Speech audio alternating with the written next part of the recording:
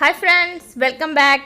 അപ്പോൾ ഇന്ന് നല്ല ടേസ്റ്റി ആയിട്ടുള്ള ഈസി ആയിട്ട് നമുക്ക് ഉണ്ടാക്കാൻ പറ്റുന്ന ഒരു റെസിപ്പിയാണ്. ഇത് മലബാർ സൈഡിലൊക്കെ ബിരിയാണിയുടെ കൂടെയുള്ള സൈഡ് ഡിഷാണ്.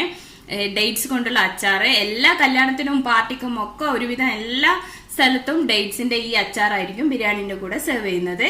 അപ്പൊ നമുക്ക് എങ്ങനെ അത് തയ്യാറാക്കാമെന്ന് നോക്കാം. അതിനു മുന്നേ നിങ്ങൾക്ക് ഈ വീഡിയോ ഇഷ്ടമായെങ്കിൽ സബ്സ്ക്രൈബ് ചെയ്യാൻ മറക്കരുത്.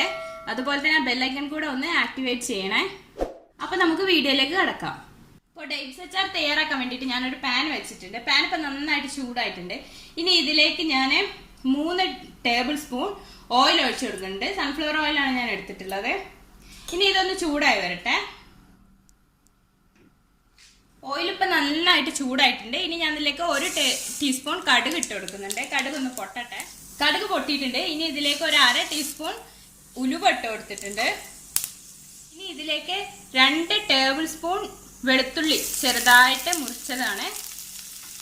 അതുപോലെ തന്നെ ഇഞ്ചിയും 2 ടേബിൾ സ്പൂൺ ചെറുതായി മുറിച്ചത്. പിന്നെ 2 പച്ചമുളക്, പിന്നെ കുറച്ച് കറിവേപ്പില. ഇത്രയും ചേർത്ത് നമുക്കൊന്ന് വഴറ്റിയെടുക്കാം.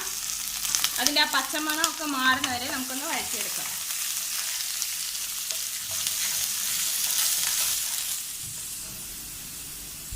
അപ്പോൾ ഇഞ്ചിയും വെളുത്തുള്ളിയൊക്കെ നന്നായിട്ട് അതിൻ്റെ പച്ചമണമൊക്കെ മാറി വന്നിട്ടുണ്ട്. നമുക്ക് ഇനി ഇതിലേക്ക് പൊടികൾ ചേർത്ത് കൊടുക്കാം. ഇതിലേക്ക് ഞാൻ 1/4 ടീസ്പൂൺ മഞ്ഞൾപ്പൊടിയും പിന്നെ 2 ടീസ്പൂൺ മുളക് പൊടിയും ചേർത്ത് കൊടുക്കുന്നുണ്ട്. എന്നിട്ട് നന്നായിട്ടൊന്ന് മിക്സ് ചെയ്ത് കൊടുക്കാം. തീ പറ്റ കുറച്ച് വെക്കണം, അല്ലെങ്കിൽ പെട്ടെന്ന് കരിഞ്ഞു പോവും. ഇതിൻ്റെ പച്ചമണം മാറുന്ന വരെ ഒന്ന് നമുക്കൊന്ന് മിക്സ് ചെയ്ത് കൊടുക്കാം.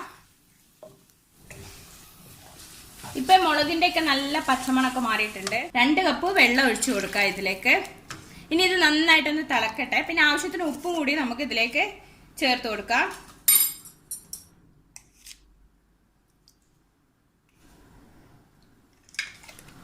അപ്പോൾ ഇത് നന്നായിട്ട് തിളച്ച് വരട്ടെ. നമുക്ക് വെയിറ്റ് ചെയ്യാം. ഞാനിപ്പോൾ ഇതിലേക്ക് 1 ടീസ്പൂൺ ഉപ്പാണ് ഇട്ട്. ഉപ്പിപ്പം നിങ്ങളുടെ ഇഷ്ടത്തിനനുസരിച്ച് കൂട്ടിയോ കുറക്കുകയോ ചെയ്യാം.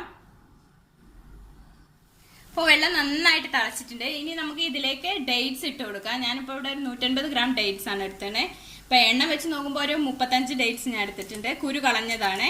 ഇനി ഇത് ഡേറ്റ്സ് ഇതിൽ കിടന്നിട്ട് നന്നായിട്ട് വേവണം. ഇനി ഇതിലേക്ക് നമുക്ക് 2 ടേബിൾ സ്പൂൺ ഗ്രേറ്റ് ചെയ്ത ശർക്കര ചേർത്ത് കൊടുക്കാം. ഡേറ്റ്സിന് മധുരം ഉണ്ടാവും, എന്നാലും ശർക്കരയും കൂടെ വരുമ്പോഴാണ് ഇതിൻ്റെ ആ പെർഫെക്റ്റ് ടേസ്റ്റ് നമുക്ക് കിട്ടുന്നത്. ഇത് നന്നായിട്ടൊന്ന് മിക്സ് ചെയ്ത് കൊടുത്തിട്ട് പിന്നെ നമുക്കിതൊന്ന് അടച്ചു വെച്ചിട്ട് വേവിച്ചെടുക്കാം. ഡേറ്റ്സ് ഒക്കെ ഒന്ന് സോഫ്റ്റ് ആവുന്നവരെ ഒന്ന് വേവിച്ചെടുക്കാം. ഇപ്പം ഇത് ഡേറ്റ്സ് ഒക്കെ നന്നായിട്ട് വെന്ത് നന്നായിട്ട് കുറുകി വന്നിട്ടുണ്ട്. ഞാനിതിപ്പോൾ തിളച്ചതിന് ശേഷം ഒരു 15 മിനിറ്റ് സിമ്മിലിട്ടിട്ടാണ് വേവിച്ചെടുത്തത്.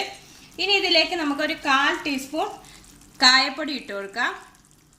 അതുപോലെ തന്നെ ഒരു 1/4 കപ്പ് വിനിഗർ അല്ലെങ്കിൽ സുർക്ക ഇത് ഒഴിച്ചു കൊടുക്കുക.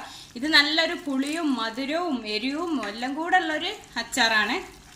ഇനി നമുക്കൊരു 1 മിനിറ്റ് ഒന്ന് ജസ്റ്റ് ഒന്ന് തിളപ്പിച്ചെടുക്കാം ഹൈ ഫ്ലെയിമിലിട്ടിട്ട്. ഇപ്പോൾ വിനിഗർ ഒഴിച്ചതിന് ശേഷം ഞാൻ 1 മിനിറ്റ് ഒന്ന് തിളപ്പിച്ചെടുത്തിട്ടുണ്ട്. കൂടുതൽ സമയം നമ്മൾ വെക്കരുത്. ശർക്കരയും ഡേറ്റ്സും എല്ലാം കൂടെ നമ്മൾ ആഡ് ചെയ്യുന്നതുകൊണ്ട് ഇത് തണുത്ത് കഴിയുമ്പോൾ കുറച്ചും കൂടെ ഒന്ന് നന്നായിട്ട് തിക്കാവും. അപ്പോൾ വല്ലാതെ തിക്കായാലും ഇതൊരു രസം ഉണ്ടാവില്ല. കുറച്ചൊരു ലൂസായിട്ടുള്ളൊരു കൺസിസ്റ്റൻസിയിലാണ് ഇത് നമ്മൾ എടുക്കേണ്ടത്.